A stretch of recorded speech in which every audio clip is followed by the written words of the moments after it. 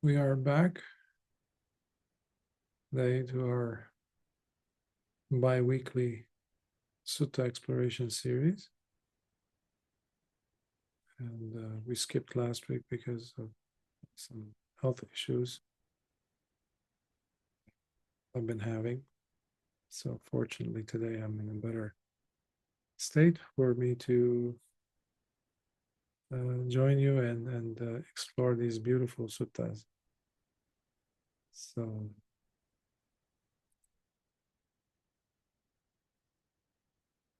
for this week's discourse, I chose the Puṇṇiya Sutta. And for some reason, it kept being pushed back because other suttas were coming in and interfering because of some other, this or that reason, and being more opportune and thematically, and questions that I've also been getting. So, but the Puṇṇiya Sutta is a wonderful sutta because it brings the focus back to the practitioner in a very unique way. It doesn't require much background story, so I'm not going to spend a lot of time setting up the scene, as it were, but it's from the Numerical Discourses, the Anguttara Nikāya. It's from the Book of the Eights, and it's the 82nd sutta in that collection of the eights of the Numerical Discourses from the Attakanipada, Book of the Eights. So here we have Venerable Puṇṇiya, a practitioner, meditator, a student, a Bhikkhu of Lord Buddha's, approaching, asking a question. Now, typically the question is translated into English language into something like, Bhante, why does the Tathagata sometimes look like, feel like he's inspired to teach the Dhamma and sometimes not so much? Or feels, or it looks like he's very much disposed to teach the Dhamma on this occasion, but not on that occasion. So this is typically how,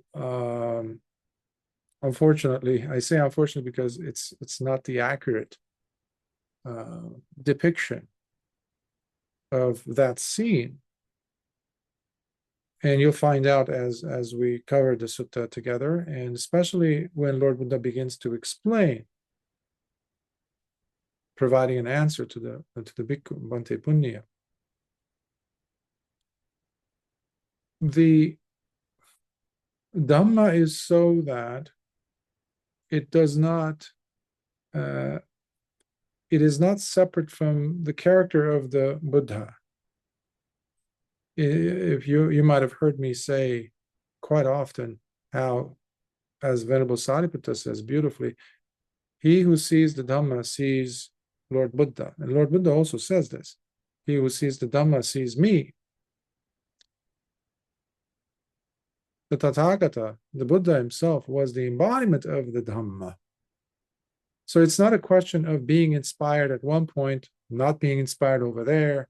So it's like almost like a jacket that you put on here, or being in the mood, because that is the danger when we translate things in such an incorrect way, because especially the context that's coming up next in the body of the sutta, the discourse itself.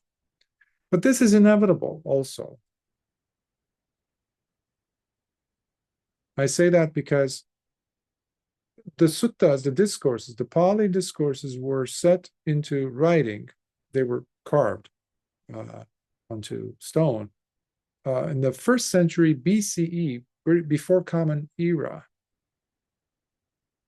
That meant for several hundred years they were just carried over from generation of bhikkhus to next generation, etc. But the flesh of it was still there when you're expressing it, when you're teaching it, when you're even reciting it, which was the method of transfer of data of the suttas. However, when they took those words, took those phrases, those sentences, those rhyming sentences, and converted them into inscriptions, some form of writing, a lot was lost. As they say, lost in translation. In this case, lost in transcription or lost in inscription. And when we carry, it's almost like playing telephone. If you remember, when we were children, we would play telephone, like, you whisper something to one person, and by the 20th or even 5th person, and you ask them, was this the word? What was the word? And they have nothing to do with the original person's original statement that was supposed to be carried over. So you can't keep it intact, especially when the personality and the time period and the cultural mores and other things infiltrate and contaminate what it is that one is supposedly translating. And today we have a lot of that. So context is thrown out in many cases because people want to, and the scholarly mentality trains a person to think like that in a tunnel vision way.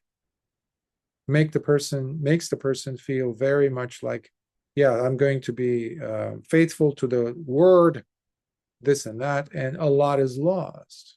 You don't have to talk about necessarily old languages like Pali, textual language, especially like the cases with Pali. You can even bring the example of Japanese and trying to have a person saying to you a joke in Japanese or a story or a punchline, and then you take that and try to translate that into Swedish or Arabic or even Chinese or English. If you are adhering to the actual structure, the syntax and whatnot, a lot will be lost.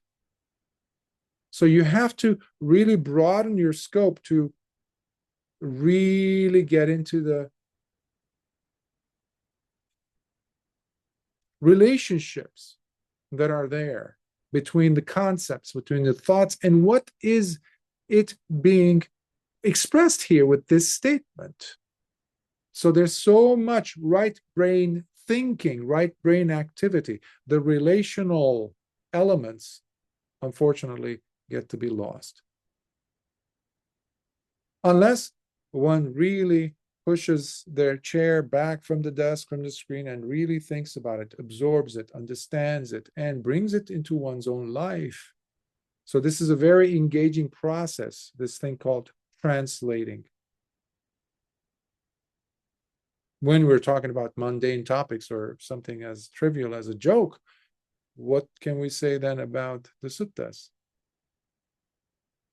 So with that in mind, I wanted to bring the focus back to the questioner. So I'll start the sutta now, and as we're going through the actual sutta, we'll stop here and there, and you'll see what I'm trying to say, what I'm referring to. So this is the Puṇṇiya Sutta, AN 8.82, Anguttara Nikāya from the Numerical Discourses. Discourse to the Venerable Puṇṇiya. Once the Venerable Puṇṇiya came and approached the Blessed One, and after paying his respects by worshipping the teacher, he sat to one side and said, Bhante, what might be the reason that sometimes the Tathagata's Dhamma talks are so revealing and clear to me, but on other occasions they are not so very clear, and I find myself not inspired at all, feeling as though I'm so far from ever realizing their truth? You see what I meant? Like bringing the attention back to the questioner, the questioner's position, the mindset. What are you coming to the table with, as it were? Meaning the questioner, in this case, Venerable Puṇṇiya. Because the Pali term is Tathagatang Dhamma Desana Patibhati. Patibhati means it involves the Buddha. And this is where a lot of people make the mistake of saying the Buddha, the Tathagata, is inspired sometimes to teach the Dhamma, Dhamma Desana. And Appekada, sometimes, na patibhati. Na means negating. Patibhati, not inspired. Well, how could the Lord Buddha be inspired or not inspired? He is the Dhamma.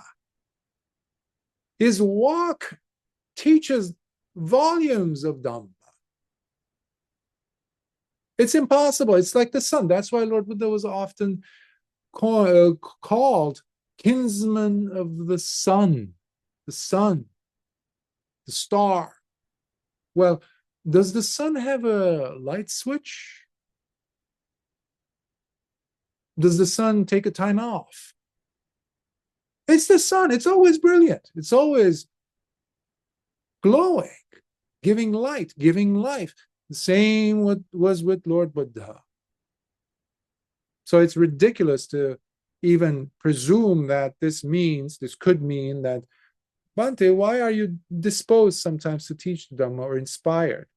In the eyes of a true seeker, all they have to do is see, watch, and observe with careful eyes, and they will see the Dhamma that is pervading, radiating out of the character of Lord Buddha. Venerable Assaji did not tell Upatissa at the time, Venerable Sariputta, before he became Venerable Sariputta, he didn't go and knock on his door or tap him on the shoulder and say, hey, come, I'm going to teach you the Dhamma. Venerable Sariputta, Upatissa at the time, he was still a layman, was seeing the Dhamma, which he couldn't recognize at the time, but he saw something unusual in the very walk of Venerable Assaji. He was one of the first original 5 students. So it's not a matter of Lord Buddha being inspired or not. That's why I place the attention back upon the questioner, because that's where the issue is, the student. And we're going to see why the justification for my approach in translating it in this manner, you will see demonstrated clearly by the following responses that Lord Buddha gives to him. So let me just repeat the question itself. Now that I shared that with you. So he's asking, Bhante, what might be the reason that sometimes the Tathagata's Dhamma talks are so revealing and clear to me, but on other occasions they are not so very clear? And I find myself not inspired at all, feeling as though I am so far from ever realizing their truth. That's a legitimate question when asked like that, because the student is approaching and saying, it's like listening to a piece of beautiful music or a sunset, watching the sunset. Sometimes you're moved. Sometimes you're not so moved. It's not like the fault of the sunset. Let's see what Lord Buddha says. Puṇṇiya, even though a bhikkhu might possess faith, when he does not approach the Tathagata to listen to his Dhamma talks, then the Dhamma being taught by the Tathagata neither becomes revealed nor realized by that bhikkhu. You see? Even if the bhikkhu or the person, by the way, because Lord Buddha and Venerable Puṇṇiya are both bhikkhus, this conversation is happening between 2 bhikkhus, Buddhist monks. But please don't look at it as if it's in a vacuum, in a bubble, unrelated to you. No, it has everything to do with you. You are the questioner. That's the attitude with which we need to come to approach this, and all the suttas as far as I'm concerned. So you as a practitioner, sometimes you might feel very much moved by faith, but he's saying he does not approach the Tathagata to listen to the Dhamma talks. Many people are happy where they are with their fuzzy feeling of faith. They don't want to, yeah, I'm okay. One time after a retreat in Eastern Europe, people were lining up to come in and do the interviews in between the sits. And one of the individuals who was the organizer, who was also a participant, and he was there when all of the questions were done. I called him over and I said, would you like to have a moment? Like, he's not, no, I'm fine. I'm fine. I said, okay. And that's how we stay in darkness. That's how we stay in delusion.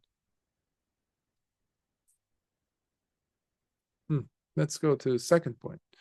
And Puṇṇiya, while having faith in his heart, when the bhikkhu does approach, so you're going to see gradations, strata, stratum by stratum, layer by layer, the things that even if the other thing is there, but this is not there, and then this incrementally, that's why it's the Anguttara Nikāya, the numerical, they go by increments of one.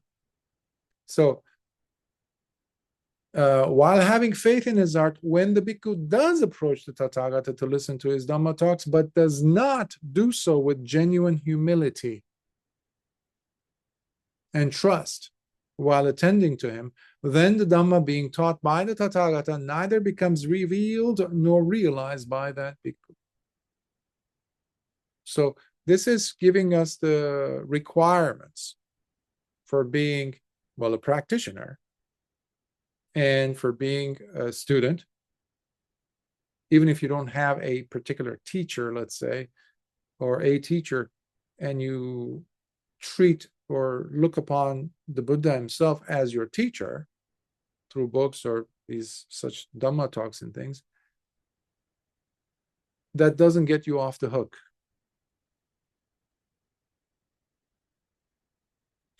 We need humility, genuine humility, not keeping up pretenses type of humility, while attending to the teacher. It's not about wearing Buddha statues, amulets, pictures of the Buddha, or statues of it, or calling oneself a Buddhist. None of those things. Genuine humility. So we have faith, we have a person who has that and approaches the Buddha, but doesn't do so with genuine humility. When you have humility, it means that the person is saying, I don't know it all. I need help.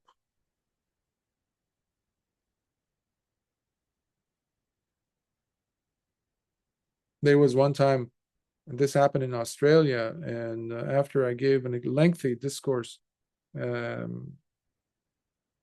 was, somewhat long, several hours long. And then one of the organizers, this one person who was full of faith, and it was very respectful, this and that. And when someone, this third person who didn't know me prior to the retreat, while this other person was very much having attended several retreats, the person looked at them and said, and who are you associated with? Does this person is he your teacher? And you should have seen the shrugging of the shoulders is like very much a new age response came out of his lips. Basically, I'm a lone wolf. I'm a basically free agent type of a seeker came out. So all that means the faith was false. The approaching of the teacher and attending upon to the teacher was false. Why? Because there was the compass wasn't there, isn't there. The humility has to be there, however. 3. Furthermore, Puṇṇiya, while having faith when approaching the Tathagata, the bhikkhu goes on attending to him with humility and trust. Yet, as he does so, although he notices that doubt or a sense of uncertainty arises in his heart, he does not ask the teacher the necessary questions he must ask in order for the Tathagata to clear up any confusion or issues he has on the Dhamma. As a result, the Dhamma being taught by the Tathagata neither becomes revealed nor realized by that bhikkhu. Do you see the nuances? They're flowing into each other. So it's not just one prerequisite and another and another. At one point or another, such a person is falling short from completing it. The right ingredients are not there fully. Yeah, you might have faith, you might have respect, you might be lovingly tending to the needs of your teacher. Okay, but that's it. That's your glass ceiling, as it were. When the moment comes, and you have that moment with your teacher, you have that ability to communicate, to the opportunity, in fact, given to you to ask, you blow it. You don't ask. Sometimes I had to really like go in and try to, my mom used to say, like trying to pull some words out of your mouth with a set of pliers. That's an Armenian way of saying, see, that's lost in translation. It does, but it's, I try. Basically, it's very difficult to have the person speak. So in similar ways, sometimes I have to really toil over having the person ask me a question. That's not the job of a teacher. So you have examples of this many times where Lord Buddha sits down and gives a brief discourse. Basically, that's him testing out the waters to see the crowd and how much of a response and how much will they come and meet him halfway at least. He's opening up the treasure trove of Dhamma to them. What is this student or students going to do with it? Are they going to really want to probe and understand and saying, Bhante, I didn't get it? So you have several examples in the suttas, well-known suttas in many cases, where Lord Buddha gets up and leaves after having said that. They never probe.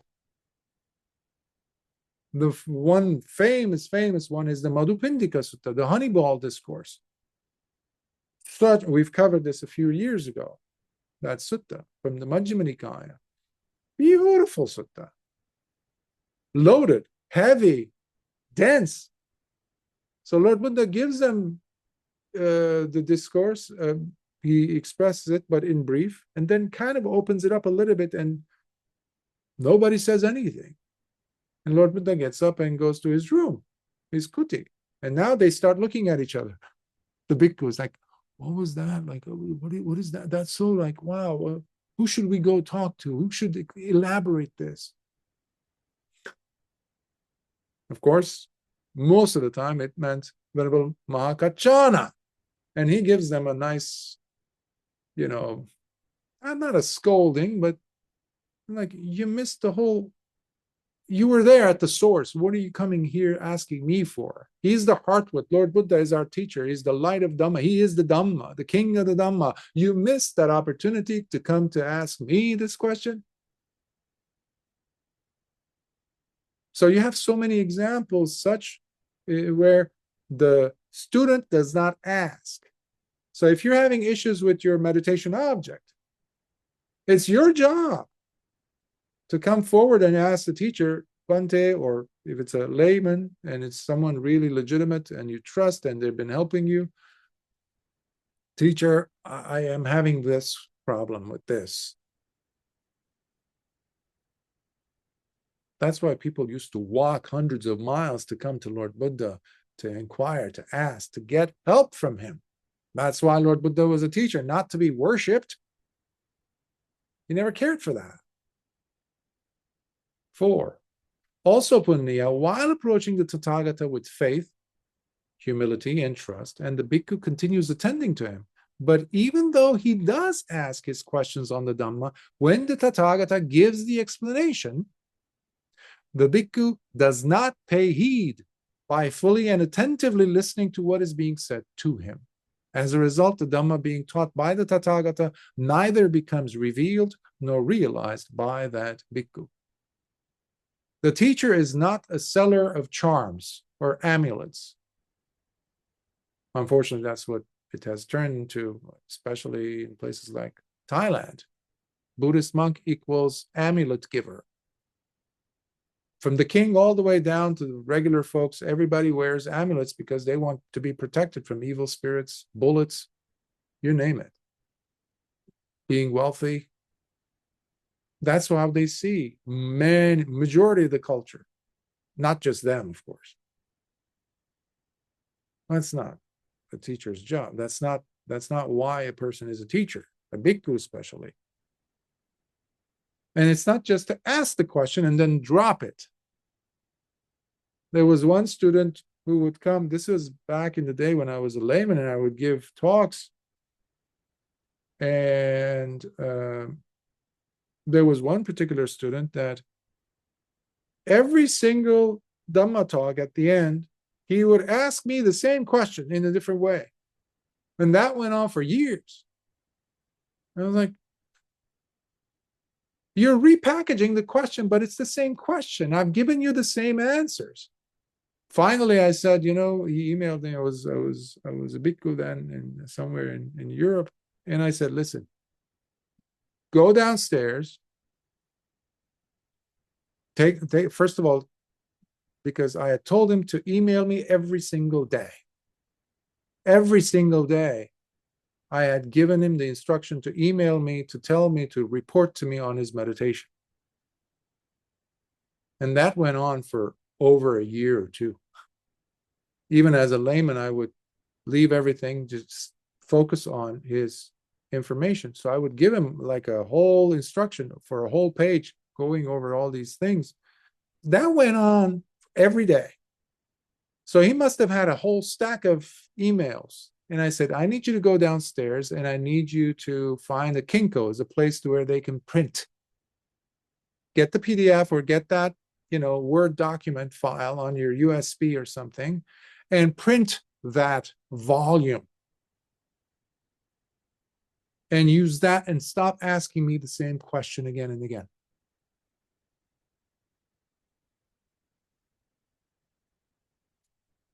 It's ridiculous to get the information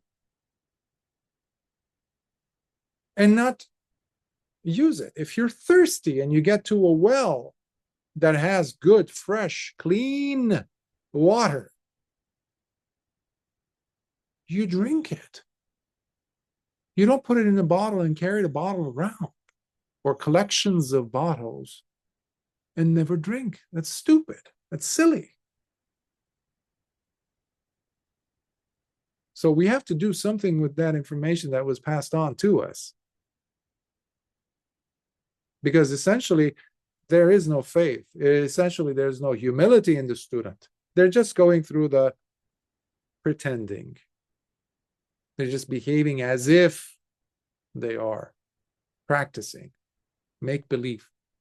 That's not practice.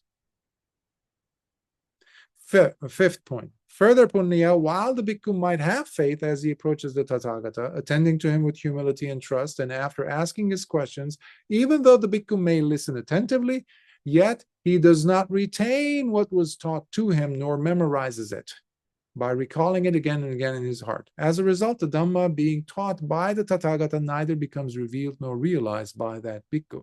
So here is an example of a person who does ask, and he went through all those steps. He did ask, but he just let himself be passive towards it, meaning he did not take it away. That's why it's crucial for us at least to take away a few words and not just go by the fuzzy feeling we get, like the goosebumps we get sometimes we hear something. I was like, oh yeah. And now you want to go ahead and relive that moment of how it felt in the body or how it felt in your mind. Maybe you had a moment of insight. Beautiful, beautiful. But where's the Dhamma in all that? Because that's just a moment. It was a peak of experience and it's gone. But you want to have the experience, and that's not what the Dhamma is about. The Dhamma is about understanding. That's why so many people come and go. They want to create their own version of the Dhamma. It's like drug addicts.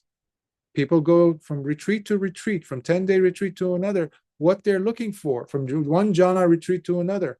Why? They are drug addicts. In the sense, drug in this case is they're looking for that peak experience. There is zero understanding of penetrating insight has to be there. There has to be a change in personality. Each insight, if it's true insight, it comes from understanding. And therefore, each insight or insightful moment takes you deeper into a level of clarity that did not exist prior. And you will know that if it's true experience. So you become a different person. Now, unfortunately, it doesn't stay. So what we do is we look for the other supplemental stuff, the other, I don't know, peripheral items of experience. We look for those and we attach ourselves to that. But we never carry the teacher's teaching. Maybe a word, maybe a phrase. That's why you have in the Dhammapada, Lord Buddha says, even if you don't recite the texts much, the suttas much, you don't recall them, you have just enough. But you work with it. You work with it. It's like, having the magic lamp of Aladdin, right? And it's all rusty, or it's all gunky. It's not shiny at all. And you get a big dollop of, I don't know, cleanup liquid or some solution or polish, and you put it on top and you wait. What's going to happen? Well, it's going to slide off and it's not going to do anything. It's not going to polish that rusty, dirty lamp. You need to take that piece of polish and you get a sponge and you work on it. You rub it in, you get that thing shiny, because that's what the job of the polish is. But you have to facilitate. That's what, remember several months ago, we did Chulapantaka, Venerable Chulapantaka Sutta? The so-called dullard or dumb bhikkhu, dumb even by the standards of his fellow bhikkhus, because he couldn't remember a single phrase. Lord Buddha just told him, Rajoharanam, Rajoharanam. I want to strike away the dirt. That's all. That's him polishing, and that's how he became the superlative arahant with special abilities. That's not a story. These things could happen to you now, today. But we have to be involved in this process. It's not the job of the teacher. It's not superficial participation, passenger seat type of behavior on behalf of the student. And we're all students, so long as we're not arahants. So we have to be involved in our evolution directly, actively, not in a passive way. So that's why we have to memorize 1 or 2 words. You don't have to memorize suttas. But more important than memorization, it's the inclusion of that into your experience in life, especially in your so-called mundane activities. The Dhamma cannot take a time out in your life. Your sati cannot take a time out in your life. Of course, there's going to be gaps. Okay, it's understandable. But every time you notice that it's not there, bring it back. That's already what we mean by memorization. Because every time you're bringing sati into the body, you are practicing the Dhamma. Plain and simple. That's not my words. That's Lord Buddha saying it right here. Number 6. Also, Puṇṇiya, while the Bhikkhu might approach the Tathagata with faith as well as humility and trust, continuing to attend to him and asking questions, but even though he listens to him attentively and may retain the teachings by memorizing what was taught, yet he does not investigate their depth of meaning. As a result, the Dhamma being taught by the Tathagata neither becomes revealed nor realized by that Bhikkhu. So this is a major upgrade, right, from the other levels. But just being a follower. Oh, yes, yes, Lord Buddha is my teacher, yeah. And you might even memorize some of the phrases, but you never allow yourself to probe. So you do a lot of horizontal activity versus vertical. You don't go up, you don't go pierce through it into the depths of it. So you're just spreading. Have you ever seen those individuals who wash? You might have this in your home, or you've seen somebody using this power washer hose type of a thing, and they usually have a very powerful compressor engine type, and the water goes through the hose into this machine, and it's so powerful, it's almost like laser-like, and it pierces through walls in some cases. It can cut through steel, but it's water, regular water, but it's being pressurized into a single point. That is vertical action, versus you take that same amount of water and you dump it on the floor.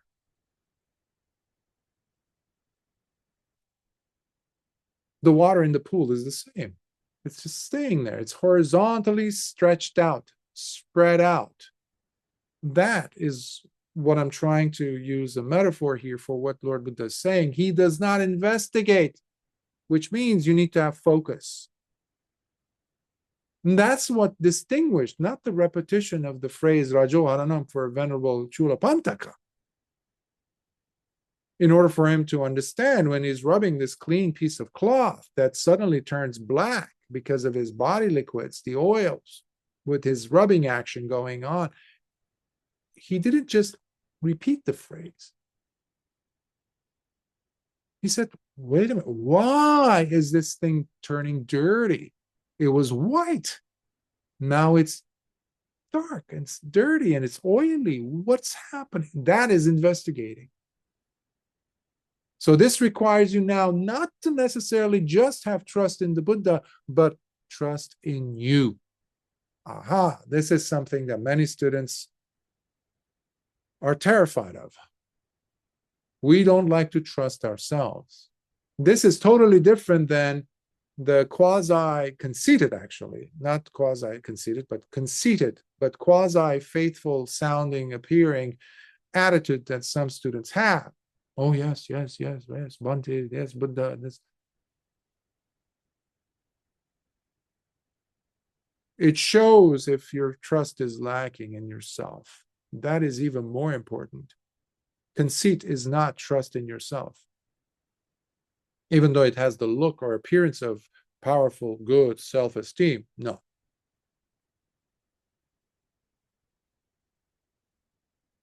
Insecurities, that's what it's reflecting. That in this case, the person, when they're investigating, is a person who's saying, but why? I really want to know, why is this? When Lord Buddha said to Bahya, Daruchiriya, Bahya, when you're practicing, when you're seeing something, train yourself so that in the scene there will only be the scene. In the herd, there will only be the herd. In whatever you sense, you touch, you smell, only that. Don't get pulled into the details. And when you're knowing something with the mind, which is the sixth organ, right? Don't get pulled into the story, the storyline, the concepts, the papanchas, the perceptions, the sannyas. Don't get pulled into that. Just know the fact that the mind is thinking. So there's a mind and there's a thought. object, the thing that is to be known, rupa you can call it, and the mind that is doing the knowing. That is the nama portion. So nama, rupa, boom. That's it. Don't do anything else. Don't get pulled into any other thing. But this requires investigation. Otherwise, you just go completely repeating like millions of people have done so far, if not billions, and they continue to do so, at least in Asia, when they keep reading or reciting back and forth the 12 links of Paticca Samuppada. They know it by heart, many people. That's the water spreading on the floor like a big dance hall. And that powerful water is now completely weak. Doesn't take you anywhere. Doesn't go vertical. Investigation is all vertical action. Number 7. Next, Puṇṇiya, when the Bhikkhu approaches the Tathagata with faith, humility, and trust as he goes on attending to him, and after asking questions and listening attentively, despite retaining the teachings, this is a step up, okay, by memorizing what was taught, and even though he may investigate the depth of meaning of the Dhamma that was taught to him, nevertheless, for the majority of his life, the Bhikkhu remains disinterested by not incorporating the Dhamma into his life in order to really know and see the truth. As a result, the Dhamma being taught by the Tathagata neither becomes revealed nor realized by that Bhikkhu. Do you see what I meant by the layering of the onion here? One layer has more than the other layer, or less, depending on how you look at it. But again, here we see a person who's not bringing the Dhamma into one's life. They have the other, supposedly, the other requirements, but do they really? Still, this is much better than the previous one. Number 8. And Puṇṇiya, while having faith in his heart, when the Bhikkhu approaches the Tathagata with humility and trust, as he continues attending to him, asking questions while listening attentively, and although he retains the teachings by memorizing what was taught and investigates their depth of meaning and the truth in them by probing from time to time what he has learned deeply, yet he still does not want to dedicate himself fully to living a life according to the Dhamma. As a result, the Dhamma being taught by the Tathagata neither becomes revealed nor realized by that Bhikkhu. So when push comes to shove, the person drops the Dhamma. And again, don't think of this as being only a conversation to a Bhikkhu about Bhikkhus. No, this is about you, ourselves. What do I mean by that? Sati. Using the example of mindfulness, or yoniso manasikara, wise, attentive, reflective attention.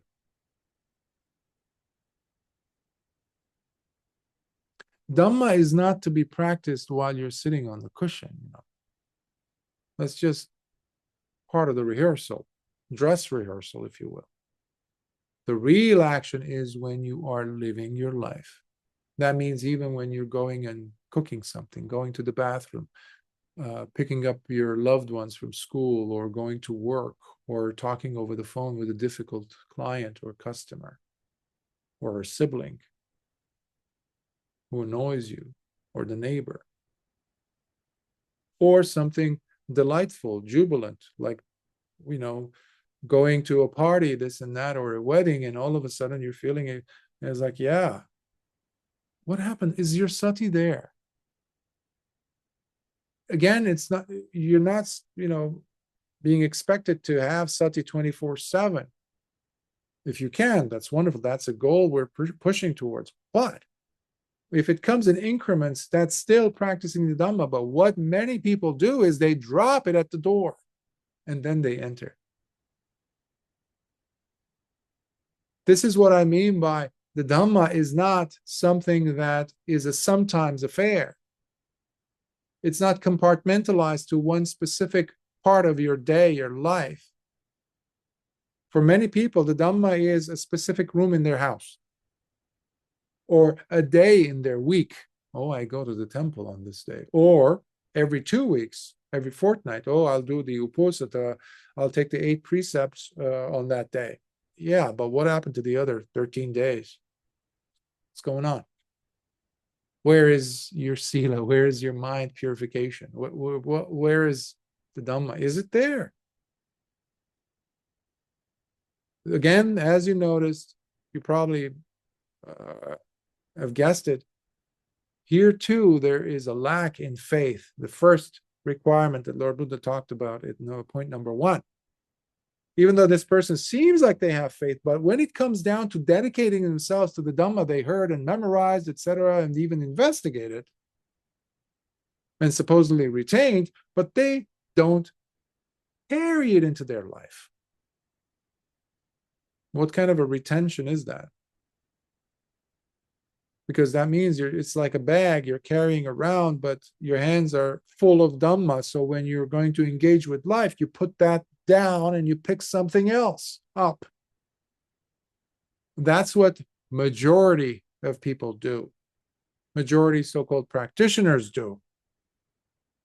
That's not Dhamma. And that's, so please do not blame the Dhamma when you're not developing in your practice and your understanding. Lord Buddha just put the requirements. You know, if you go to a certain amusement park, I remember I would see this or hear this mentioned from people who would go to these things. They say how there is a height restriction. So if you're too tall, too short, you're not going to get on this ride, Johnny. Or you're too fat, you can't get on this ride because your weight is not going to cut it. You're not going to be held in. What is that? Requirements. We have it all the time. Like you have to be of this age in order for you to drive a motor car. Okay. You want puṇṇiya, you want wisdom, you want to attain understanding, knowledge and vision, become free from suffering. Well, here you go. This is it.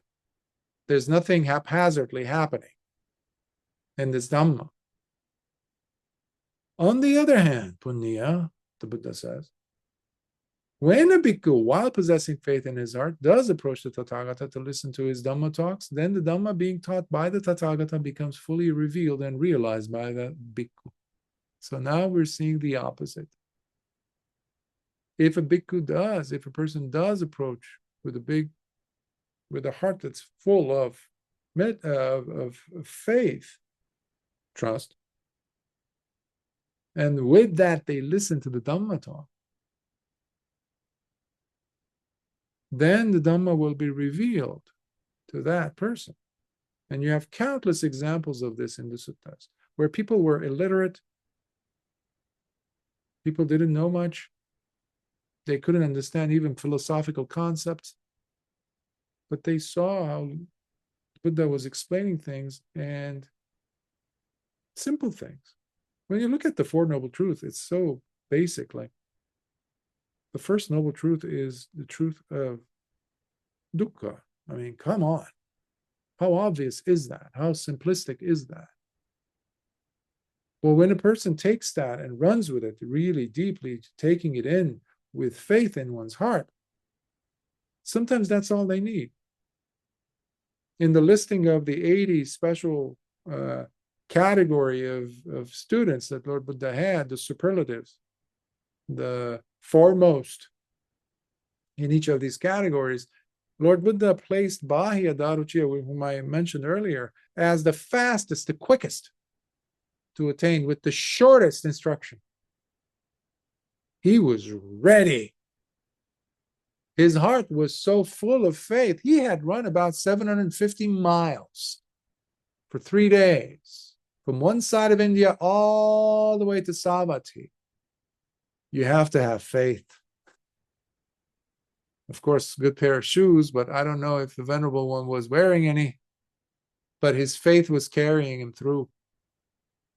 That's why he came heaving, panting, begging for them to show him where Lord Buddha was. And once he found out, he went, threw himself at Lord Buddha's feet and he said, Bhante, please give me instruction. Please, please, please give me instruction. Lord Buddha waited 3 times. He told him, Bahya, now is not the time.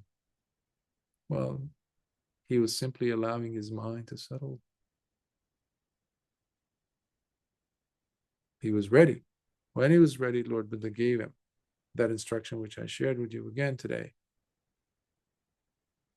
Ditte dittamattam, sute sutamattam, mute mutamattam, vinyate vinyatamattam, bahya. When you are seeing, there's just a seeing. That's how you must train yourself. And boom, he became an arahant. He went through all 4 stages. Faith. So please do not undermine faith, but make sure it's the right kind of faith. 2, also Puṇṇiya, while having faith, when the Bhikkhu approaches the Tathagata to listen to his Dhamma talks with humility and trust, as he goes on attending to him, then the Dhamma being taught by the Tathagata becomes revealed and realized by that Bhikkhu. Being close to the teacher reveals so much. If you are fully present, if you're truly attending to him or her, what that means is you are fully there with faith, humility. You're not letting a millisecond pass you by without really squeezing the Dhamma out of it. That's our job. We have to squeeze the Dhamma out of every single moment. And the squeezer is your yoniso manasikara, your wise attention, being on point, not missing anything, not letting anything slip by you. And you have many examples of even samaneras, novice monks who were attending on their teacher. Even when the teacher was not attaining, the samanera attained. Because they had so much trust in the Dhamma that was there, in the behavior, in the instructions, in the lifestyle of the teacher, in their service of the teacher. That was enough. 3, and Puṇṇiya, although having faith while approaching the Tathagata with humility and trust, as he attends to him, when the Bhikkhu does have doubt or uncertainty rise in his heart, he asks the teacher the necessary questions, which he must ask in order to clear up any confusion or issues he may have on the Dhamma. As a result, the Dhamma being taught by the Tathagata becomes fully revealed and realized by that Bhikkhu. If it's a good student, they will ask questions. Venerable Ananda, every time he had an issue, he had a question in his mind, he would come and approach Lord Buddha. If Lord Buddha was not available, he would go to the second in command, the general of the Dhamma, meaning Venerable Sariputta, who was like his mother, Venerable Anandas.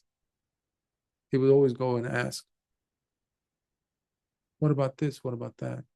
That's why he gained so much wisdom, because he kept on asking. But above all, I guess, above all, I can say it here, we have all these suttas because of Venerable Ananda, because he made it a point before he accepted the task of becoming the attendant to Lord Buddha's, which he did beautifully for 25 years. He says, Bhante, before I accept this job, this task, I have a series of requirements. So he lists them. One of them was that he should have the opportunity, permission, carte blanche, if you will, to come and ask Lord Buddha every chance he could find, to come and ask him, and Lord Buddha had to explain to him. Yeah. Beautiful audacity, I would say. Because sometimes he would come in and he would be somewhere else. Maybe he would go and teaching the queen or the ladies in the harem of King Pasenadi. He would be usually the one who would go and teach them the Dhamma. And he would come, and the Dhamma talk might have been given by Lord Buddha, But Lord Buddha was agreeing to Venerable Ananda's requirement that Lord Buddha would have to teach him that sutta again in private. Why though? Not for his self-interest or for his selfish purposes. No, for us. He had a photographic memory. He wanted to have the certainty that he got this down. He has the sutta down. And that's what he did in the first council. For months, he went on reciting the suttas, one after the other. And anytime he had an issue about, he had a question about a point, Bhante, what do you mean by this? At that moment, Lord Buddha would explain, how could we have known that without Venerable Ananda having asked? So please do not minimize the role of asking questions. You're not being rude. So long as you're not being rude, you're not being argumentative or anything like that. Or trying to prove a point. No. Humility has to be there. Otherwise, you're not a student. You're not supposed to approach a teacher. You are a teacher, apparently. So the attitude has to be there in the question and the questioning activity itself. Number 4. Next, Puṇṇiya, having faith while approaching the Tathagata with humility and trust as he attends to him, the Bhikkhu does not hesitate to ask his questions on the Dhamma. And when the Tathagata gives the explanations, he does pay heed by fully and attentively listening to what is being said to him. As a result, the Dhamma being taught by the Tathagata becomes fully revealed and realized by that Bhikkhu. Pays attention. I think that's self-explanatory, right? 5.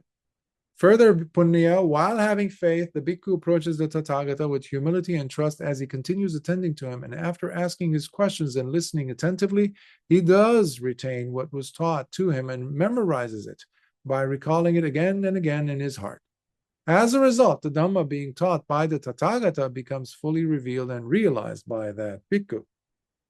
When you're retaining the Dhamma or any teaching or any principle that you hold, has some value to you, you're saying just that. This has some value to me. And I'm going to change my life with this. People go to motivational speeches, listening to this or that, or read books to be inspired by, to have an extra oomph added into their difficult days, let's say, or lives. How could they do so without retaining some of that? And of course, applying that. But how could you apply something that you don't retain? 6.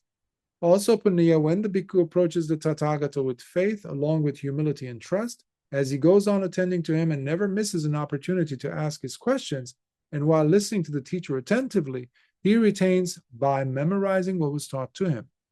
He thus goes on to investigate and probe their depth of meaning. As a result, the Dhamma being taught by the Tathagata becomes fully revealed and realized by that Bhikkhu. So he's piercing through. If it is Dhamma, then it is loaded with lessons for you, valuable lessons that will help you change and transform your life completely. It is not a matter of you having to find the right words or right sentence or right teaching in this sutta. Where's that sutta, that real genuine gem of a sutta where I will find everything I'm looking for, Bhante? Let me go looking for this sutta. Meanwhile, they're missing the forest for the trees, as they say. It's one's attitude. Remember the vertical versus horizontal? This person is going vertical. He's digging. I've given that example of the person who gives the keys to his ranch to a friend of his, a rich person, by the way, gives the keys to his ranch. that has gold mine underneath, as the whole entire ground is covered in gold. It just has to, person has to dig, because his friend apparently constantly complained that he's poor and life always, deals him with the wrong situations. He's unlucky, etc. His friend has had enough. He says, okay, I'm going to give you the keys and you get your shovel. Here's a shovel, in fact, here's a truck. Fill them up with as much gold as you want. And then a week later, I'm going to come and take my keys. He's not worried because he has so much gold. His friend gets excited. For a whole week, okay. So his friend goes and the owner goes, and this guy starts digging. A week later, his friend shows up and he sees the whole ground dug up in holes, as if a gopher went through it. 1,000,000 gophers went through it. And the friend is sitting on the porch, yelling and screaming and mad. He says, what happened? Where's the gold? He says, you lied to me. What? He said, I dug, I couldn't find any gold. And he says, how deep did you go? Well, I dug a foot here, 2 feet here, 3 feet here, and then I couldn't find anything. So you lied. He says, you idiot. If you went to 5 feet depth, you would have found more gold than you'd know anything, to know what to do with it. He says, give me the keys, get out. That's a person who goes horizontal. He doesn't dig deep. He doesn't go vertical.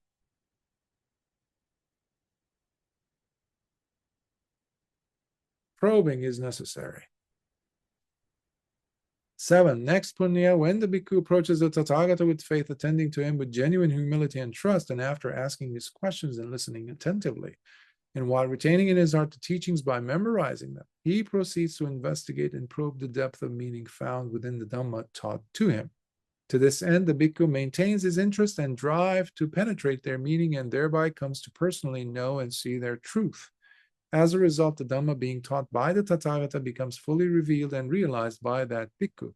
This is a person who doesn't get stuck on one experience that happened to him or her back in 1997, when they were on this retreat, or when they were on a special pilgrimage in India, and they had this moment of, and that's what they always fall back on, and saying, yes. That's not a practitioner at all. This requires work. To encourage people to really take a closer look at their attitude and their drive or lack in diligence, appamada. I oftentimes tell students, how many times do you eat? They say, well, I eat 3 times a day. No, I said, how many times do you eat a week? Oh, multiply that by 7, I guess. Oh, so you eat at least 21 times, right? Yeah. So you're saying you're practicing 20 minutes per week, or 1 hour, or 5 hours once a week? How many times a day do you breathe? Can you breathe once and that's it for the week? You get my point. It's a constant working. You have to polish that magic lantern of Aladdin I was referring to in my analogies. 8. And Puṇṇiya, when the Bhikkhu has faith and approaches the Tathagata with humility and trust, while attending to him, asking questions and listening attentively, and by retaining the teachings and memorizing what was taught, he goes on to investigate their depth of meaning by probing and thus penetrating their truth. He then dedicates himself fully to living a life according to the Dhamma, making it his primary goal in life. As a result, the Dhamma being taught by the Tathagata becomes fully revealed and realized by that Bhikkhu. In this manner, Puṇṇiya, the Dhamma being taught by the Tathagata becomes fully revealed and realized by that Bhikkhu.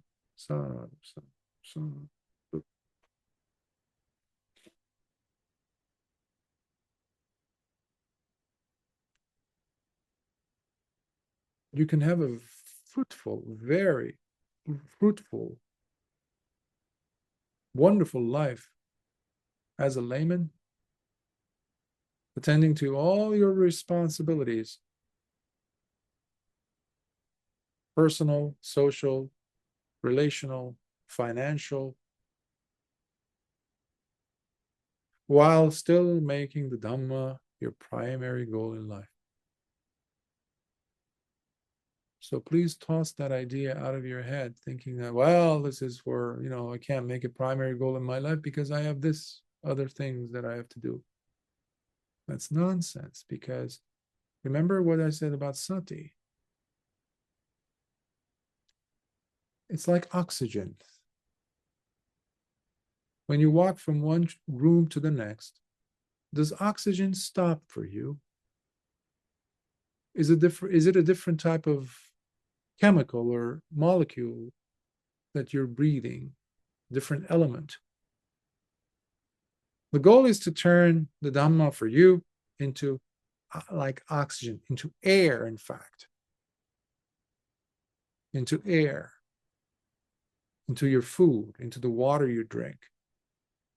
Because what Dhamma will do, the teachings of the Buddha will do for you and your relationships, it will enhance them entirely, completely, transforming them. It will clean up the mess in your life if you're practicing it well, correctly. It will clean up your social circles. It will highlight those individuals that are bad news for you, as they say, and those that are good news, meaning you'll be able to identify the wholesome from the unwholesome. So you're going to move from the foolish category to the wise category. You will stop leaking. You won't have that much complaining either. You will have a lot of living left to do. Joyful living, because the Dhamma has to be practiced joyfully. You leave joy out of your practice, you're doing something else other than Dhamma. That's for sure. Joy must be there in your heart with every single moment of sati. Can you do that? Or at least every session of sati, every session of meditating. Joy has to be there. You need to feel good about the practice, about why you're practicing. That's where the inspiration part comes in. You see now the objective that I had in translating the sutta in this manner, rather than why do you, Tathagata, feel inspired to teach? What a lame way of translation. What does this have to do with Lord Buddha becoming inspired or not? Lord Buddha is the Dhamma. There's no question about being inspired. It's the student's inspiration level that's under question here. That has to be addressed.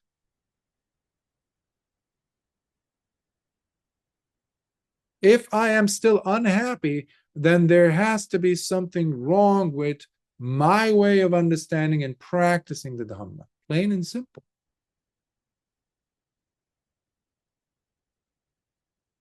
If you get a recipe that you got it from generation to generation, and you used to taste the food that this recipe is reflecting. Let's say your grandmother's favorite dish, your mother's favorite dish, and now you have it in hand. And you have all the ingredients, right? But it's not coming out the same way. Please don't blame the recipe. Maybe some of the ingredients are not the exact same as those depicted on the recipe sheet. Or maybe the way you're preparing the food. Maybe there's a step or two that's missing. Maybe you're not removing the packaging from those vegetables and other things that you're going to include in the recipe. Maybe you're throwing the plastic along with the food and you're mixing it all up together in a blender and saying, aha, how come it's not coming out? Well, hello, So if anything, I would like this sutta to highlight for us our attitude in our practice. Our approach is being put under the microscope here, if you noticed.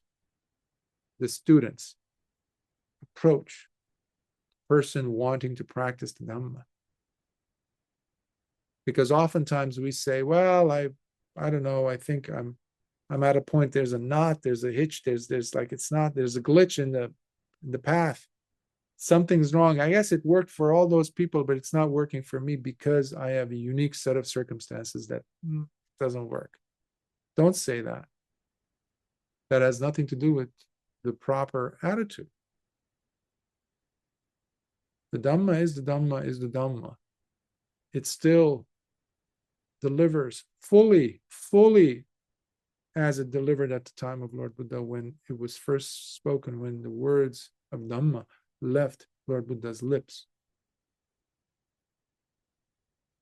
The same Dhamma that the teaching that Venerable Candana, the first Bhikkhu after Lord Buddha, who saw, in whom the eye of Dhamma arose, that same Dhamma is still available for you. Nothing's changed. So that's another quality of the Dhamma, because it is timeless. That is, so long as it is available. You have a shot. And that shot is a wonderful shot. That is a wonderful blessing. You being in a human body to be able to hear, healthy human body being exposed to this material. But remember, there's being exposed to material and being in the passenger seat, and there's one where you're actively engaging. That was the difference between these two bundles of eight qualities. The first bundle was for that person who's living, practicing so-called in the passive mode.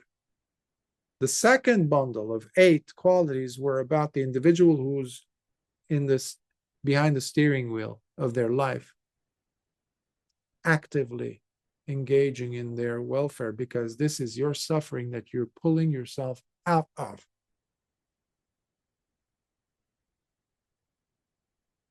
It's not a matter of paying respect or worship by, ritualistically. No.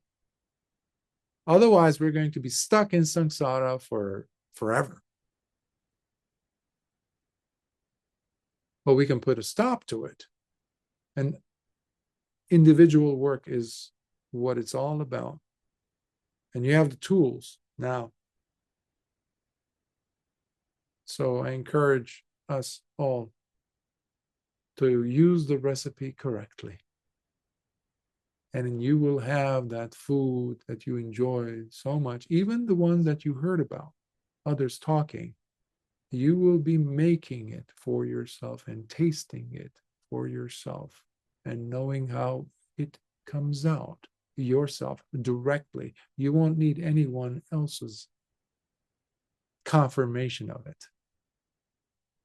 thanks to your own 100% genuine effort. So I will leave you with that.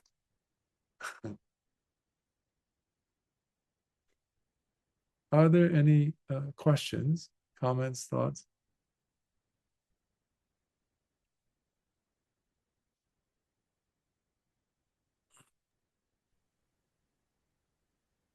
Bhante, can I ask a question? Of course. Okay. Go ahead. I was going to ask, it Yeah. seems like it seems like it sort of all hinges on how much faith and urgency the student comes with. And I remember when I first approached you, I had so much desire for change because life was basically unbearable. But with practice, life, it's not so hard anymore. But Mm, does that make sense? How that makes the urgency go down? So now when I practice, I feel more so like I'm dragging myself out of bed to practice. Like, oh, come on, you've got to practice out of a sense of gratitude. But does that make sense? Yes. So Remember. it's Go ahead. Go ahead.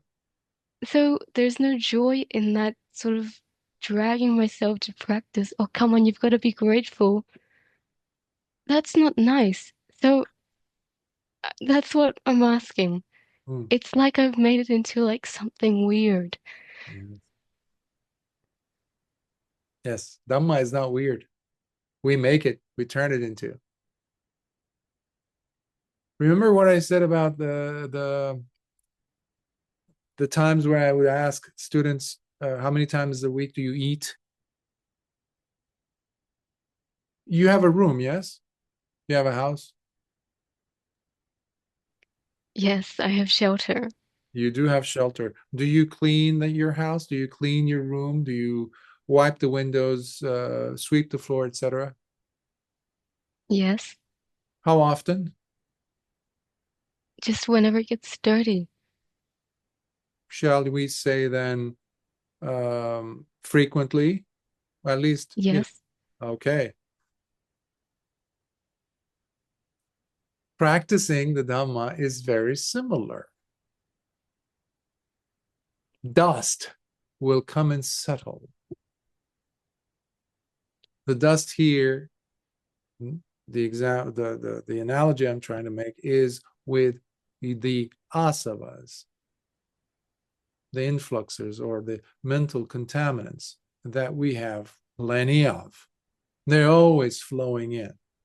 Even if you're in a heavenly realm or something that like that in a human realm, your body doesn't ache, everything's fine, everything is just fine and dandy in your relationships, you're healthy, this and that. Your asavas are there. Emotional reactions are there. Why? Because things will happen. So the urgency part that you mentioned, sometimes we think that because I had that spark then, where I really got the wheel or the ball rolling then, that should have created enough of a momentum for the rest of my life, all the way to Nibbana. Yes, that does not work like that. So what are you saying, Bhante? Does that mean I have to always have to muster up the courage and always have to light that trigger, you know, that fuse all the time? How many times do you breathe in a day? All the time. Yes. So this is crucial for you, especially in the context of what I said earlier, joy.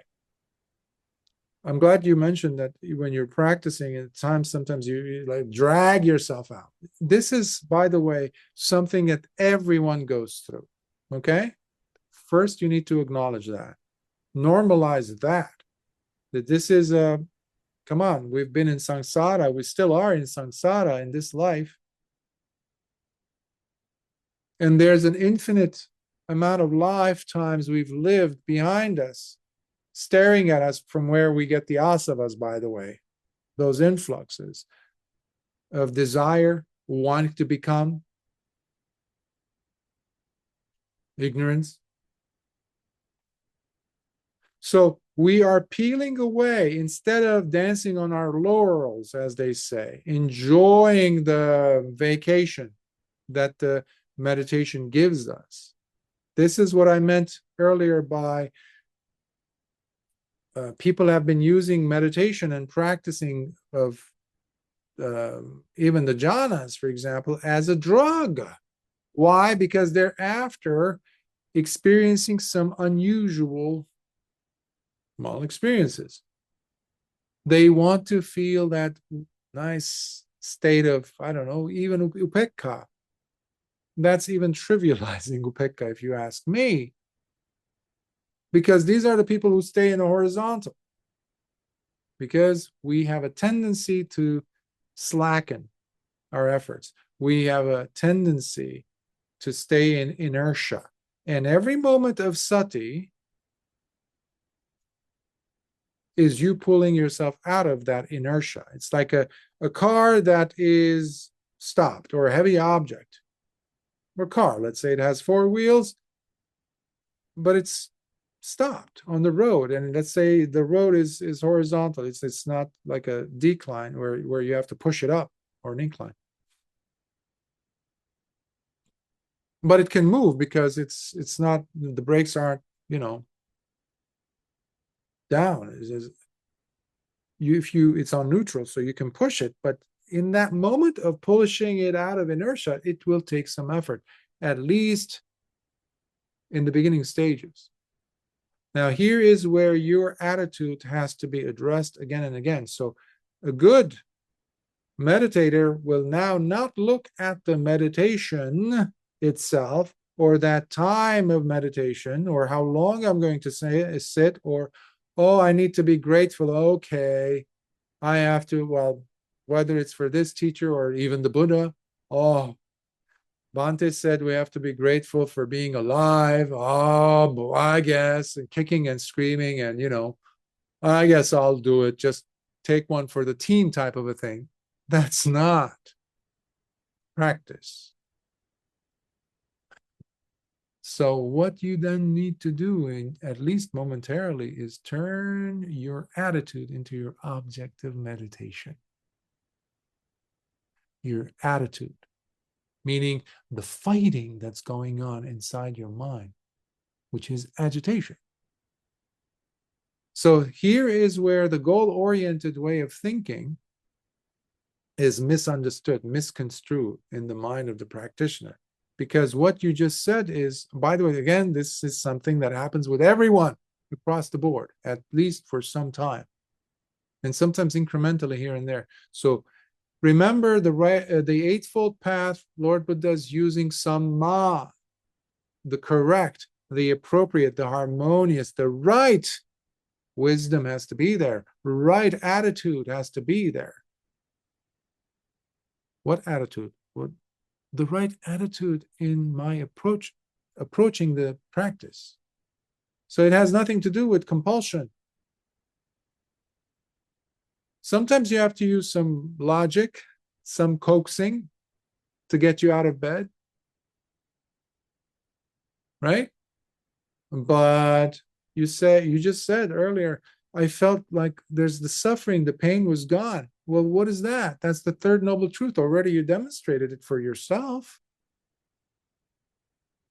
But remember, we're fighting against countless eons, infinity of being sedentary in samsara, lying about, just floating about from life to life, following our inclinations that are completely dependent on the mood of this. This is not to be carried into the practice, nor should there be fighting either. Sometimes you will find yourself in a position where you pull yourself out from your bootstraps, okay, but from your shoelaces, you lift yourself up from that. Fine. But you have to bring your awareness back to, how did it feel after I sat? On a mundane level, when I've mentioned this quite a number of times, I think, when I used to train individuals in fitness, and every time they would come in for the training session, I would just give them a towel and I would say, congratulations. They would say, why? And they would have the tie loosened up, they're in a suit, but that they had a rough day. I would say, congratulations, you made it. You could have taken the road straight to your house, but you did not do that. You took the gym bag out. You left it in the car, in the trunk, first of all. You drove from your work straight to here to see me, and I'm going to be on your case. I'm going to be yelling at you, pushing you for about 50 minutes to an hour. You're going to put up with that. Why? That takes courage.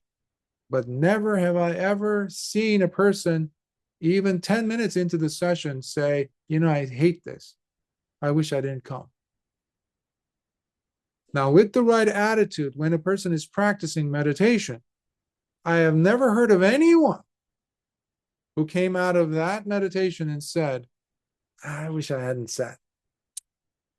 I should have watched SpongeBob or something. I should have watched or gone done something else. Never. Now, initially, that might have been the case for that person before they sat. Simply, just like it was torture for the person to take the gym bag out of the house, to walk out of the house and close the door behind them. Years ago, when I used to go running in the morning to go and greet the sun, I was a layman. And the hardest part was to get out of, not just to getting out of bed, but to get myself out of the door. So I would put my running shoes right next to the door. I would have everything set up. And I would not listen to any of my justifications. Well, I was a high school teacher then. Oh, you're going to have a rough time. You're going to have at least to drive an hour and a half each way. And you're going to be in a room with teenagers who are going to try to demolish you all day because they're teenagers, pushing your boundaries, this and that. And you're going to teach them and you're going to discipline them. You're going to do all those things and you're going to do the administrative stuff. Really, you really want to go outside and run?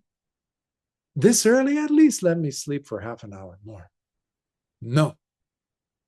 Because 5 minutes into the run, actually, right after I would close the door and I'm out the door, you're there. There's nobody on the streets.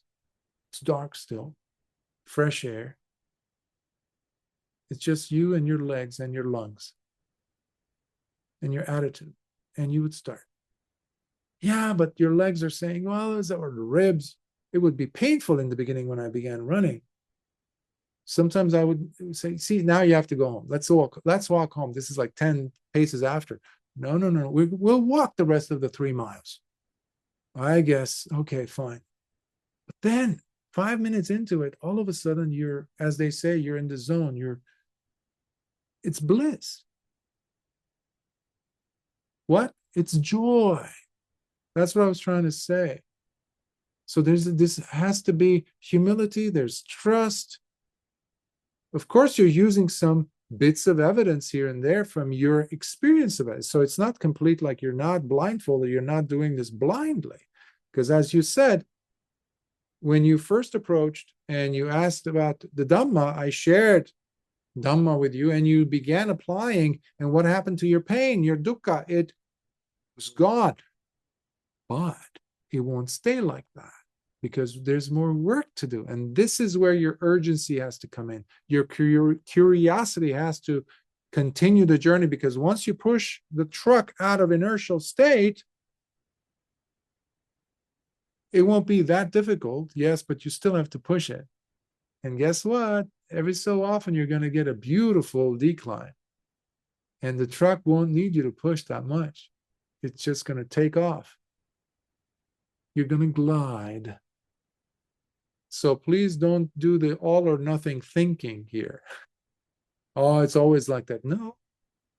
So one of the methods, practical tools, other than looking for the joy element and understanding that this is normal, that happens, so we have to push through the inertia.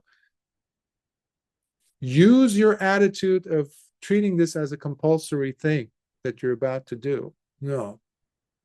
Excite yourself saying, ooh, I'm going to go and be with my thoughts. I'm going to go in and encounter my worst. Mara is going to be there waiting for me.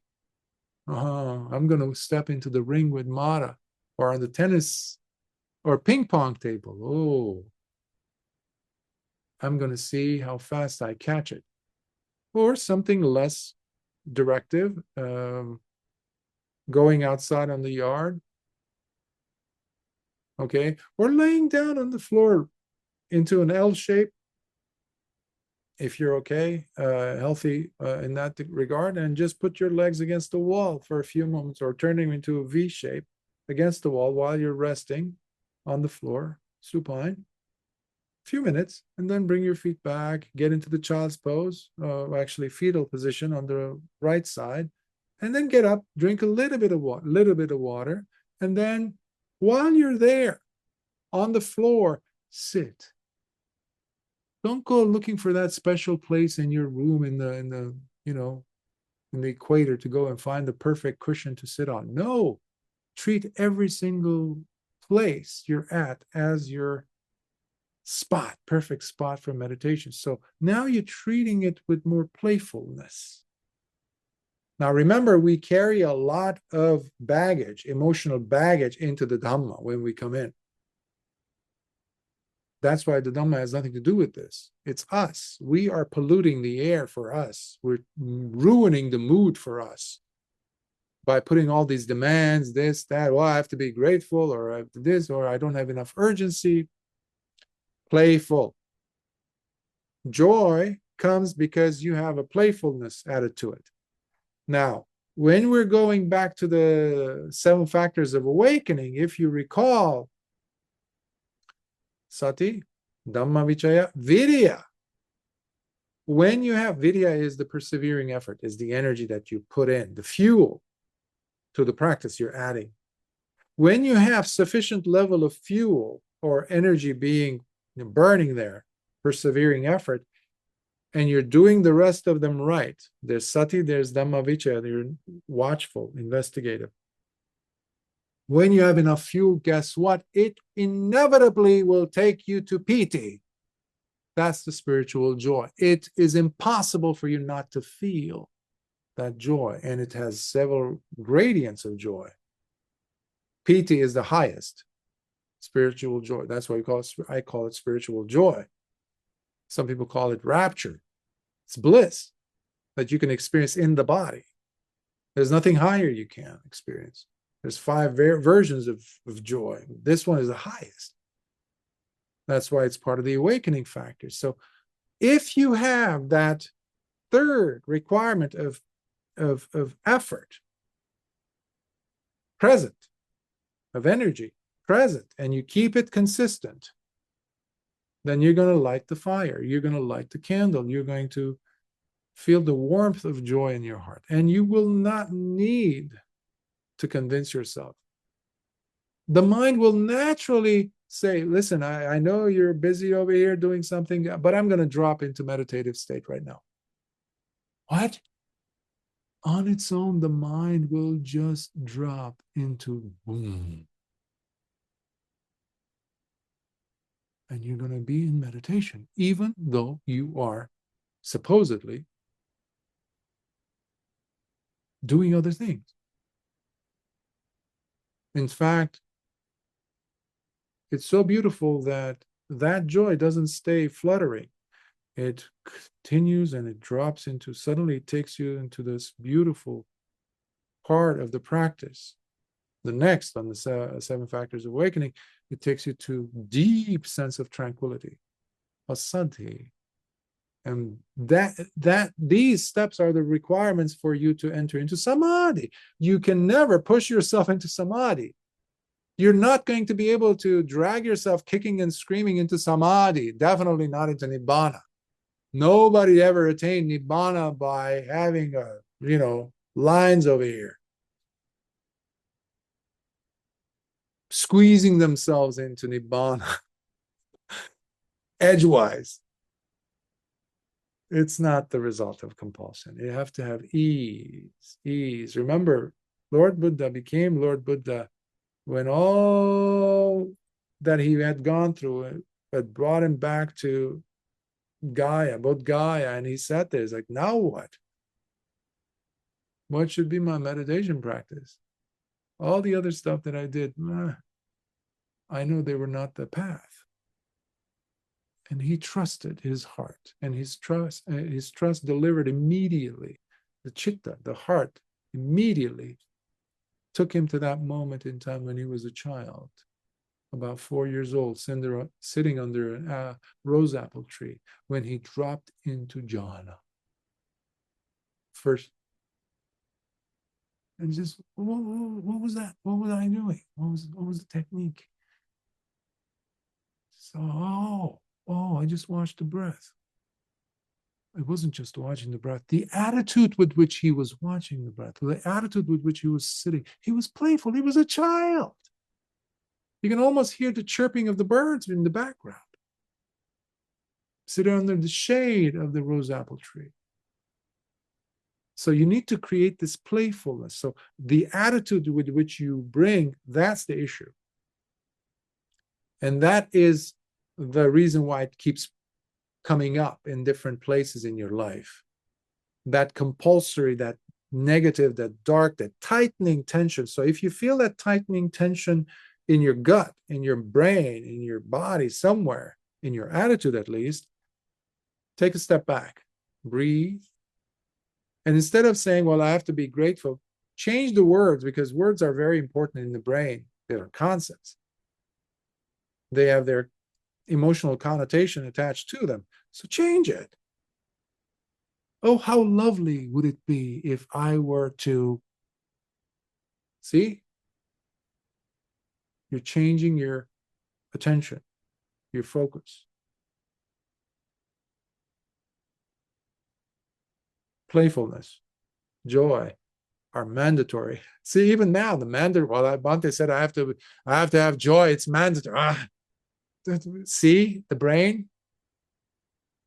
It's crazy. Laugh at that. Be playful. If anything, you can even do, if you're really, really, really sluggish, even in cases where you're sitting and suddenly you notice that you're dozing off, or you're nodding, you just sloth and torpor, sleepiness, drowsiness is there, procrastinating. Get up and give yourself some jumping jacks. Jumping jacks with the legs, boom, boom. The arms going up, the legs going out, and they come together, boom. Do those 3 times, 4 times, and all of a sudden your heart rate will go up and you become alert. Same thing you can do in the morning, or any time where you're feeling, well, not responsive. Instead of pushing yourself. There's a time for that too, but I push that to the last, as a last resort. Where you have to push through. No. Playfulness and joy. Does that help? Patachara. It helps. Thank you for giving me so many tools. It's a lot to process. I'll listen to it again. Thank you. Good. You're most welcome. Any other questions, thoughts, comments? Okay, let's transfer some minutes. Akasatha Chabumata Devanagamahiddhika Puṇṇiyantang Anumoditva Chirang Rakhantu Lokasasanam. Akasatha Chabumata Devanagamahiddhika Puṇṇiyantang Anumoditva Chirang Rakhantu Desanam. Akasatha Chabumata Devanagamahiddhika Puṇṇiyantang Anumoditva Chirang Rakhantu Mam Paranti. Sadhu, sadhu, sadhu. May the Triple Gems blessings be with you all and your loved ones. May you always reevaluate your relationship with yourself. And always reintroduce love.